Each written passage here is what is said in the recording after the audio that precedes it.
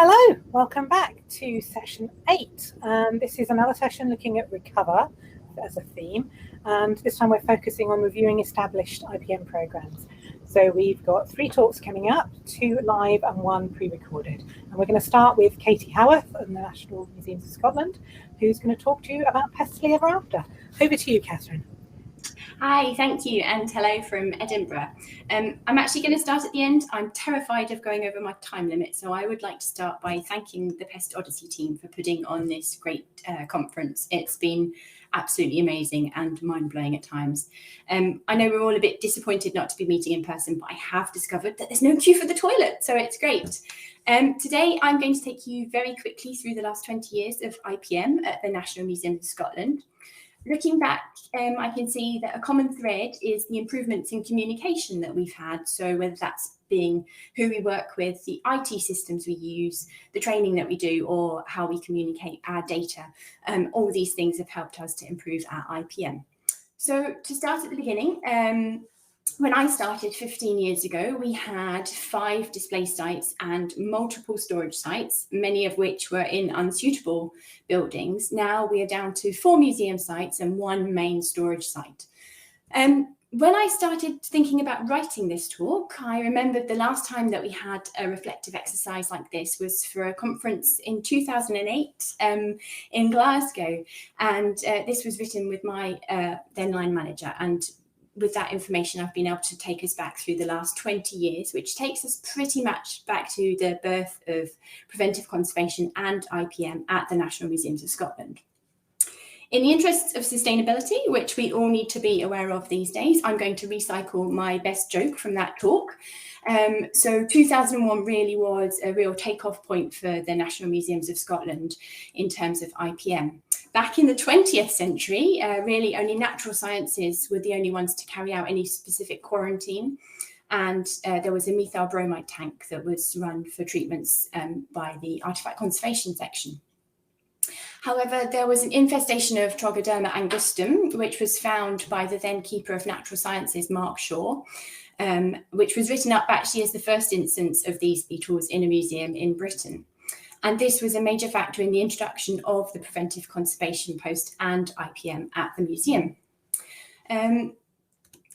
Preventive conservation was introduced into the analytical research section, but when I joined 15 years later, it was moving into a newly formed collections management section with collections care. And this really opened my eyes to a more holistic approach to preventive conservation and IPM, working alongside, like literally next door to the team that worked on the database. And I think this has really added to our understanding and what we can do for IPM. Alongside this, there have been a number of projects to rationalise storage and improve displays. And here I've got a picture of some of those really inappropriate stores. My favourite example probably of inappropriate storage being the World War I naval barracks, later converted into a military hospital, including the room with the operating theatre with the tiled floor and the drain in the middle of the floor, where somebody thought it'd be a great idea to put a collection of dolls' houses. So, I mean, that still gives me shudders, the creeps about that. But the key thing about all of these projects that we've had to move collections back to the main storage site has been the people. And we've had some great people, but they've always been based in the collections care section. So their inductions has always included IPM training, and they've been part of our team. So IPM has been able to become embedded in those projects, quarantining objects as they've moved back. So also, I had to get an elephant in. I mean, this one's in bubble wrap, not as good as Rudy's yesterday, but this represents another project, a refurb of the museum that we had against the backdrop of a clothes moth infestation. Again, we were able to manage that because the staff on the ground were collections care staff that were working alongside me, and we were able to embed IPM processes in that. So things like the objects going out on to be installed were being controlled by collections care, so they weren't being left out in the galleries being exposed to clothes moth before installation. On a day-to-day basis, these are my fantastic colleagues, Maddie and Kelly, and they are the technicians. And now technicians and preventive conservation form collections care. So although we don't have any formal risk zoning like AD's risk zones, we do have that knowledge within ourselves, and Maddie and Kelly are responsible for the movement of objects around our sites.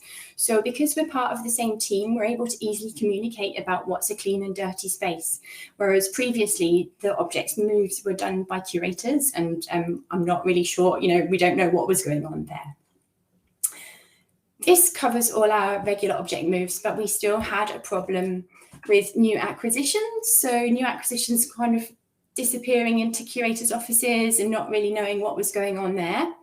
We had a change with our loans section becoming registrars, and they took on responsibility for the paperwork for new acquisitions. And alongside a new module within our collections database for proposed acquisitions, we're able now to get that information through the computer. So any networked computer, we can find the information we need.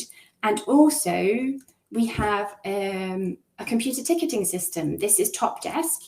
And this is used across the museum. So if you've got an IT issue or an estates issue, you go to Top Desk. So everybody knows Top Desk. And we have a quarantine form within there. So the registrars or the curators, they fill in Top Desk before an object comes into our quarantine room. And we can go to a network computer and look and see what is ready on Top Desk for us to see. And this replaces a paper system. So curators used to take these objects to quarantine and fill in the paper system. So we had no advanced warning of what was coming in, but now we can find out and we have no more nasty surprises. This is a fish skin face mask, which is some of our COVID collecting, and it is as smelly as you think it might be. But this represents our COVID silver lining. So previously we had the information about objects coming in, but we didn't necessarily, they weren't physically coming into our quarantine facility. But through COVID, collections care have been some of the only staff on site.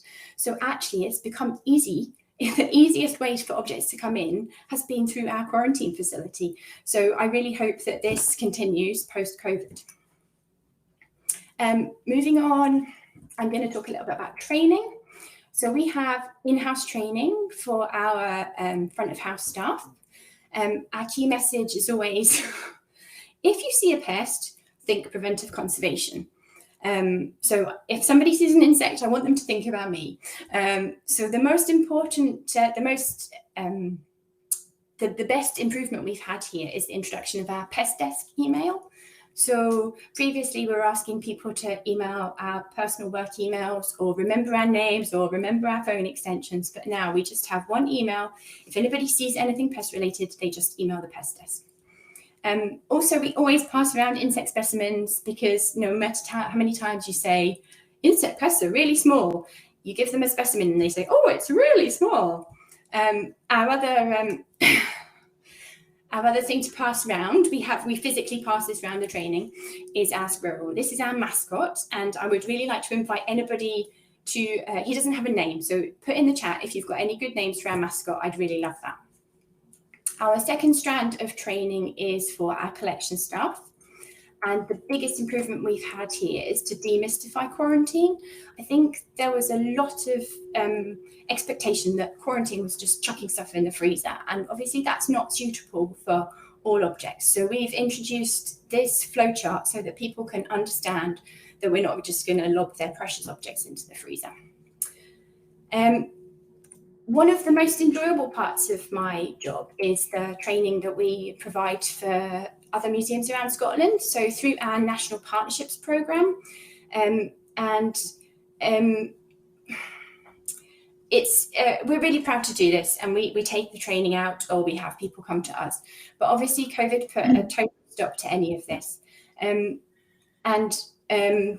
The National Partnerships team identified that the collections care training, so IPM, object handling and object labelling, were really important parts to take out to the sector during COVID. So 5 minutes, Katie. Thanks, Mel. We've put together this training, which I have really mixed feelings about because I had to be filmed. It was horrible. I don't mind talking to a room full of people, but all of a sudden being filmed wrapping an object for freezing was just really terrifying. And I think there are definitely some things I wish we could have done. I wish we'd done a dry run, like with our colleagues, filming each other on a phone, just to see things like what was in the background. And my hair was a disaster. I mean, really, it was all over the place. And then there was a cut and it would be in a different position. And I really wish we'd done a bit more Blue Peter style presentation. So, I mean, trying to wrap on camera, trying to wrap an object, not even a real object, just a handling object, but with gloves and sticky tape and things like that. It was definitely a challenging thing. But I mean, it was a good thing to do. And definitely there's been cuts in funding even prior to COVID. Parts of Scotland are really remote. So the cost of travelling to see us for training was prohibitive anyway. So now there is this resource. It's out there. It's on the NMS website. Please, if you go and have a look and you see anything that's really wrong, please let me know, get in touch. The other big ask I have is that we run Q&A sessions in Zoom alongside this, and we can't get people to open up in the online training. So if anybody's got any good tips on how to create that more relaxed atmosphere in the online training, I'd really love to hear from you. I've rattled through, sorry, I'm a bit out of breath. Finally, I'd just like to mention our data. Having seen the talks yesterday, like, our data collection is nowhere near where it needs to be, but we did have some improvements we did back in 2007 from some work we saw from Fran, so that we made our data more analysable, and we can get figures from it. But obviously, there's loads of work to do, and I'm really keen to implement some of the ideas from Jane Henderson and Christian Bars, and I'm going to have a chat with Bav, obviously following his talk yesterday. But even what we've done means that our data is more communicatable with the senior management team, and we can get resources because we can prove that we've got an increase in moths. So at this stage, we've only really done like number of moths per trap. We've done that, but we've still got more work to do. Yeah, I'd like to conclude with my 2 stars and a wish. So I do have primary school age children. I don't know if other of you are familiar with this whole 2 stars and a wish concept, but my 2 stars, my first massive big star is for the Pest Odyssey network. I'd love to thank everybody. The openness of all the IPM practitioners around the country is a massive benefit to the IPM community, and I've learned so much from other people, and I'm really grateful for that. My 2nd star is to recognise how far we've come.